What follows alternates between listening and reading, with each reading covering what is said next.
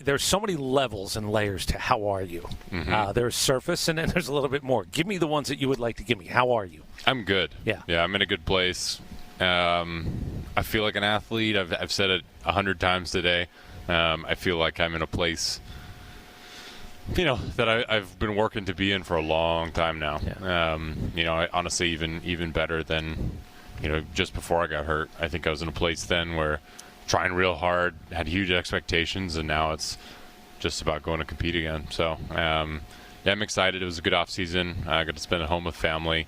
And just enjoy life for a little bit. And I'm glad you used the word enjoy, because I think a lot of times we go, I wonder how bad it is on a given day. And it's not great every day. It doesn't matter if you're healthy or not. There are good days, not bad, in life. This one hit toward Freeman. Soroka tumbles off the mound. He's still down. Mike Soroka went down in a heap, and he is limping toward the foul line. So the idea of you saying that you enjoy what's going on, I believe you. But I think a lot of people might go, oh, but is it because of perspective? Is it perspective? And like I said, I enjoyed the fact that I got to battle for a couple of years and really go through some stuff and have it kind of be in a time compressor. I got to learn a ton of things over the last couple of years and in some things that I think are going to help me compete at the big league level and stay healthy at the big league level for a long time. That's ultimately the goal is, I want to be like Charlie. I want to be the guy that's, in his late 30s, or heck, even a guy like Verlander or old. Scherzer. Listen, the word is old, but sure. It's okay to say. In a game, yeah. I absolutely. So, I've always kind of looked at these last couple of years as probably hoping to save some years on the end of my career.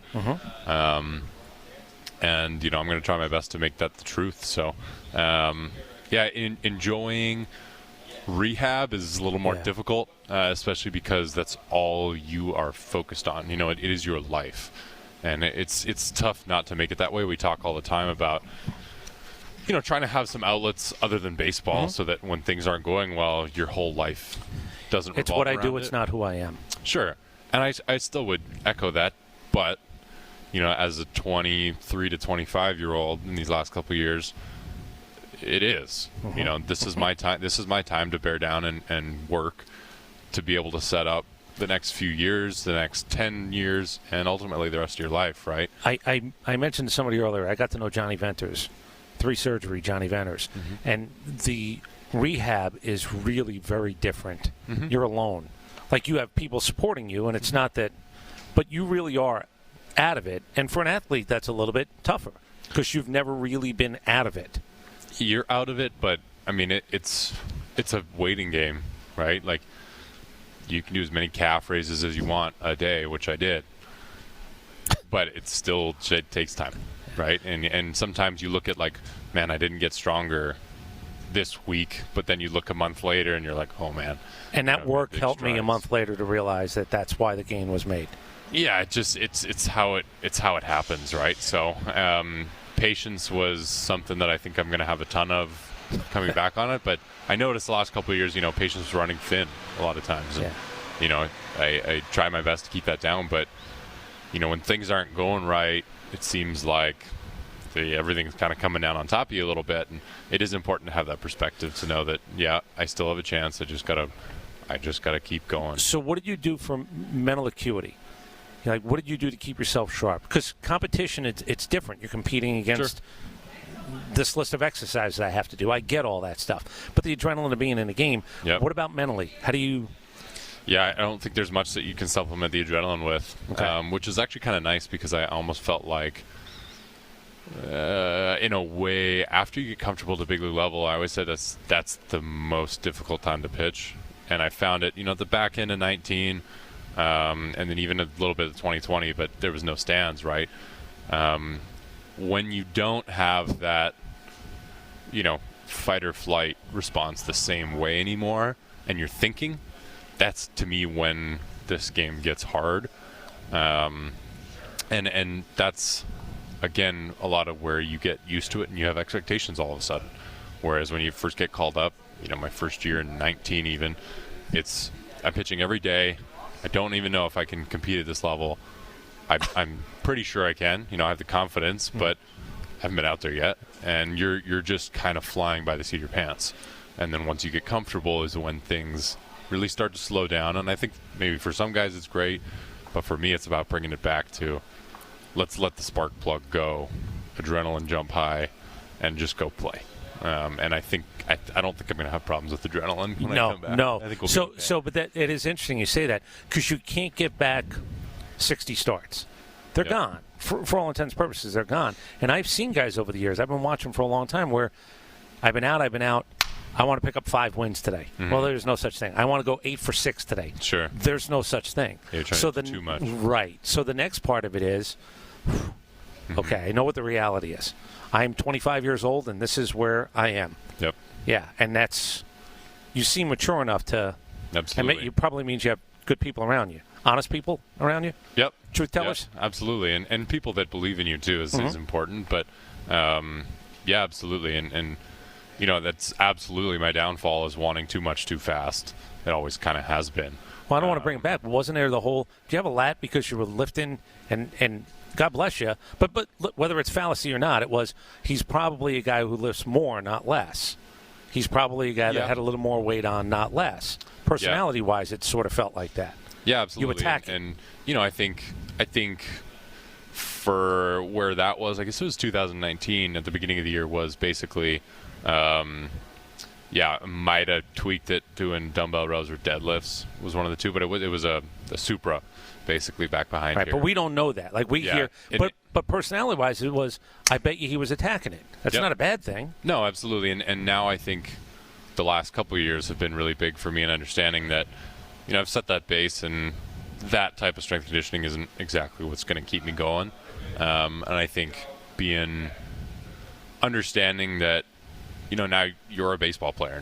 There's always little reminders. Those reminders every off season that you go too far one way and you say, oops, you know what?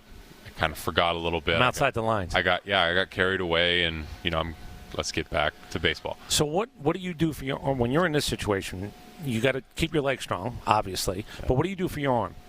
So in other words, when during rehab time, because again, it's Depends. I can't do everything. No, but you want to make sure cuff stays good. Yeah. Obviously, unless you're rehabbing a cuff, or an elbow, and there's always little things that you can do. And you know, it's the same sort of thing. I've seen too much, and I've done too much arm care at one point, and too much of the wrong arm care.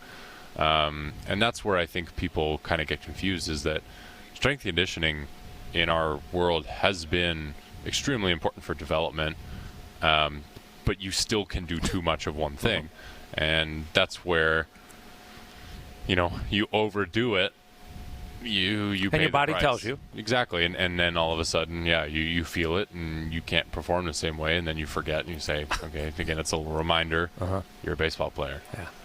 So I think, you know, it's tough because a lot of us saw so many gains in what we were doing off the field that translated, but then it kind of becomes a point where it levels out a little bit. Well, it meets. Yeah. And do you really want to force? Yeah. Or are you smart enough to know that this is the intersection? This is where they were supposed to be. Exactly. And I hope that's where I've gotten to.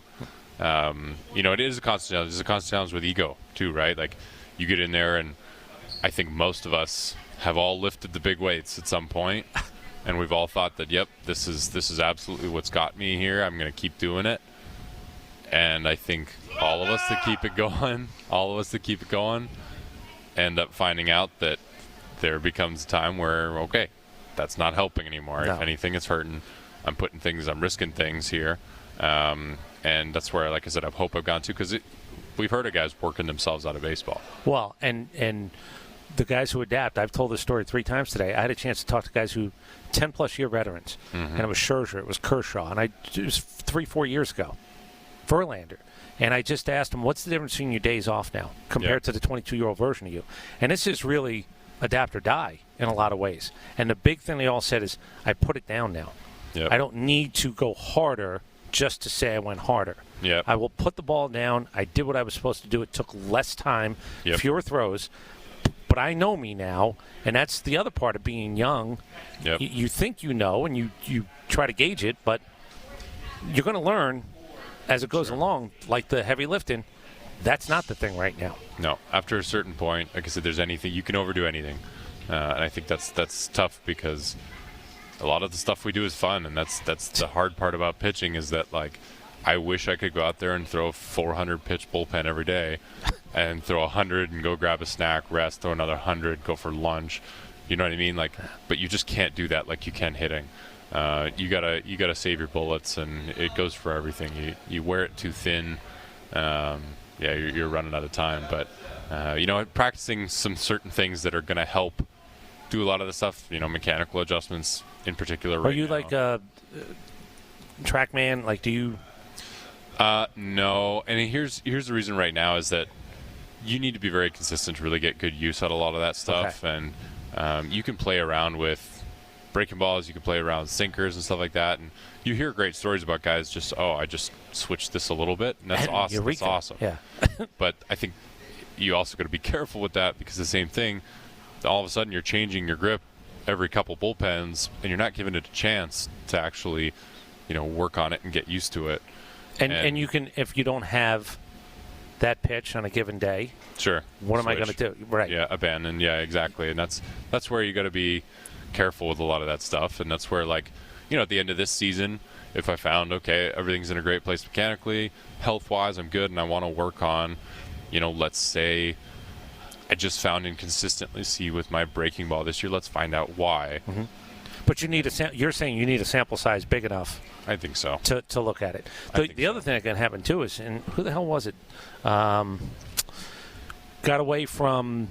You can look at the chart. 27% curveballs. Well, it used to be 8%. Was that really a good thing? Mm-hmm. Am I going to a strength or am I not? Mm-hmm. Am I pitching to a hitter instead of my best stuff, trying to get him out? It really is. There's a lot of numbers in this game, but there are certain things that you go, why would I do that? Sure. You did it, and then you're trying to figure out, why would I do that? Why did I actually abandon what has been my good pitch for a while? Well, and that's the interesting part about where we are now, is that we're not only showing players what they've done, but guessing what they're about to do, right? And that's where, with pitching, with rhythms and patterns starting to develop, sometimes it's okay to abandon your good one. But then, again, you go too far and you say, I had a ton of success throwing my fourth best pitch in big situations because they didn't know it was coming. Yeah. But after a while, they said, hey, that's right. He goes to this one now. We're gonna pop one in there, and then they bite you, right? Yeah. And that's when you have to go the other way. Are you cleared full? Yep. Pitchers, catchers. Yep. Let's go. I'm gone. Good. That's the best news ever. Yeah. We will see you in a few weeks, Mike. Thank you very much. See you later.